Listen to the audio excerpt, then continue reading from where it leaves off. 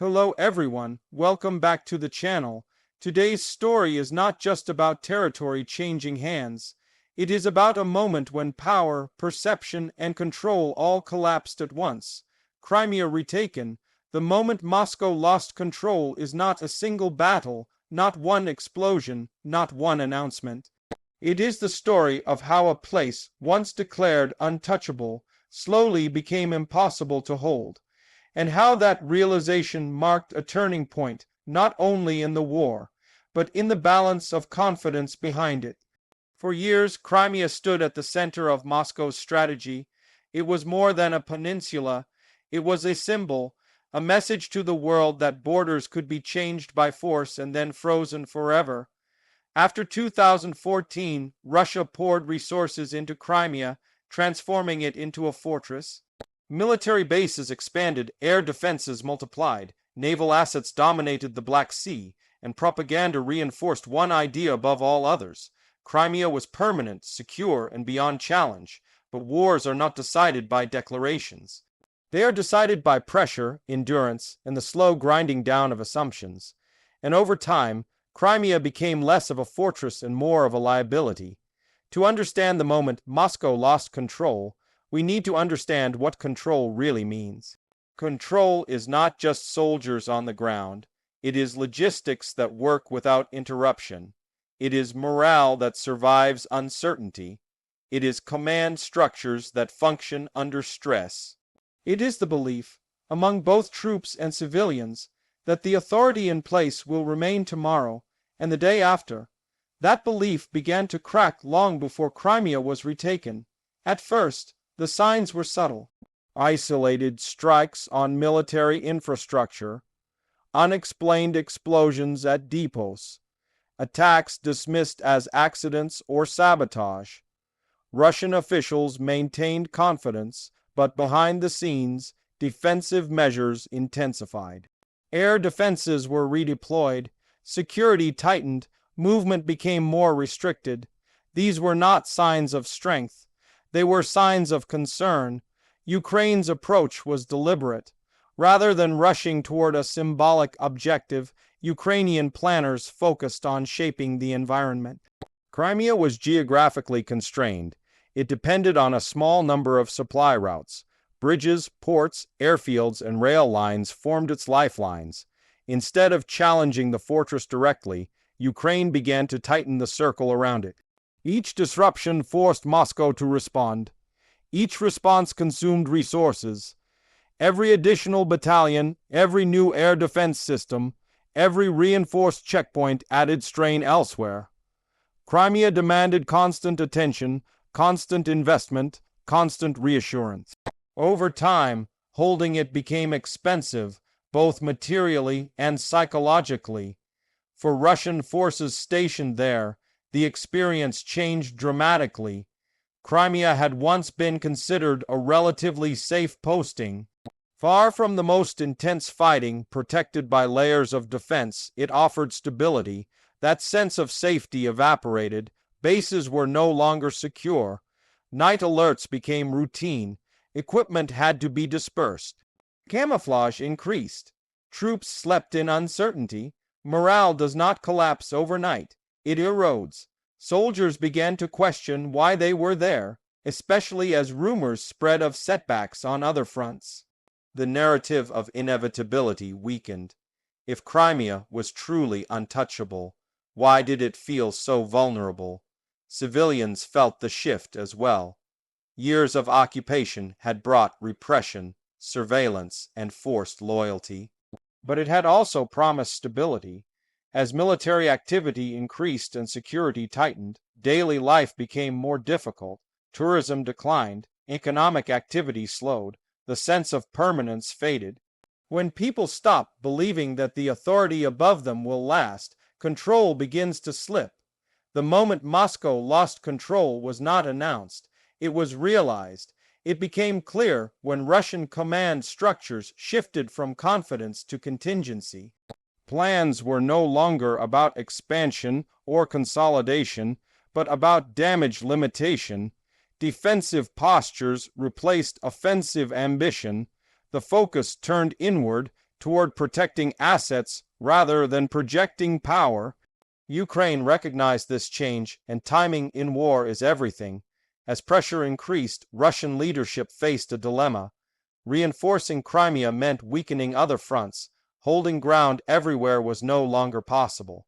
Quiet discussions of repositioning and withdrawal began to surface. Official language softened. What had once been forever became strategic. For Ukraine, this was the opening. The decisive phase did not begin with a dramatic announcement, but with acceleration. Intelligence operations intensified. Surveillance increased.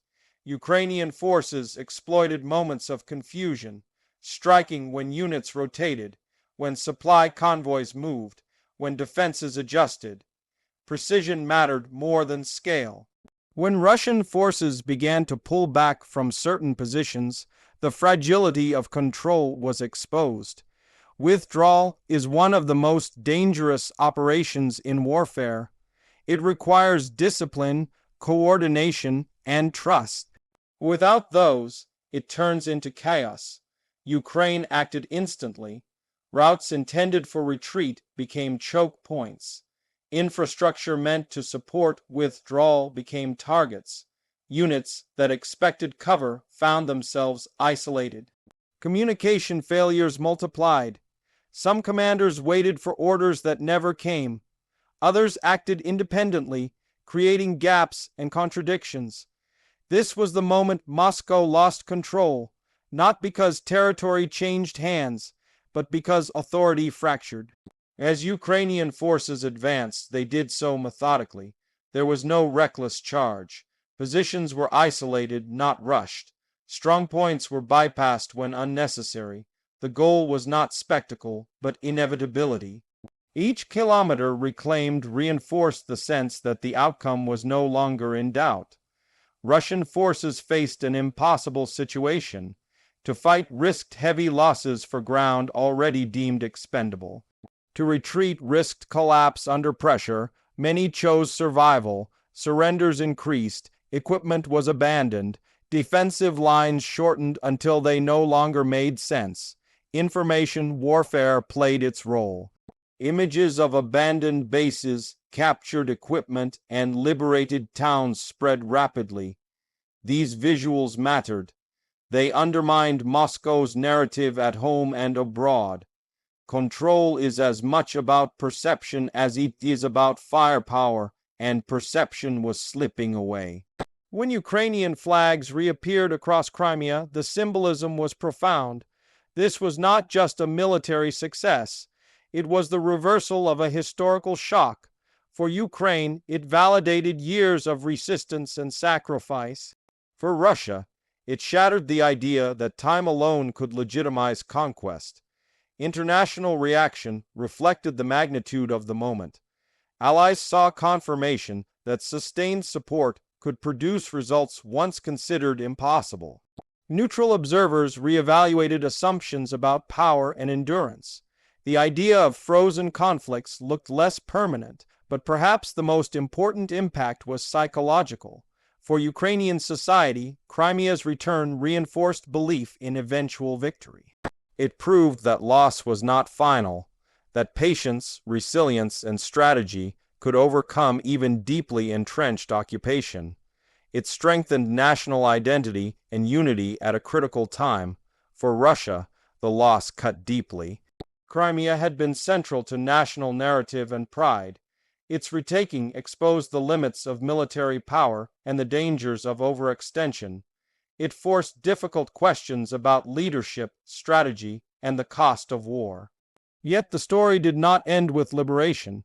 Retaking Crimea brought immense challenges. Infrastructure damage, displaced populations, and deep social scars required careful management. Ukraine faced the task of restoring governance, ensuring security, and rebuilding trust. Liberation was not an endpoint, but a responsibility. The moment Moscow lost control will be studied for years, not because it was sudden, but because it was cumulative. It showed how control erodes when logistics fail, morale weakens, and belief disappears. It demonstrated that even the strongest positions can become untenable if isolated and overstretched. Above all, it reminded the world that occupation is never truly stable. It may appear solid, reinforced by weapons and declarations, but beneath the surface, resistance endures.